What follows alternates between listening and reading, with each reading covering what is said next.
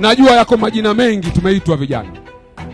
Wakorofi, hawajielewi, hawana subira, wahuni. Hatuna jimbo lingine, hatuna nchi nyingine zaidi ya Tanzania baba.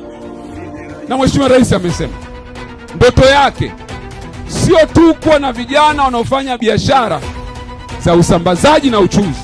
Tunataka tujenge taifa la vijana ambao pia wanaweza kuingia katika sekta ya uzalishaji na sekta ya kutengeneza vitu. Hatuwezi kuwa na vijana wote kazi yetu ni kuuza na kununua. Tunataka tujenge taifa imara ambalo vijana anaweza kamiliki kiwanda.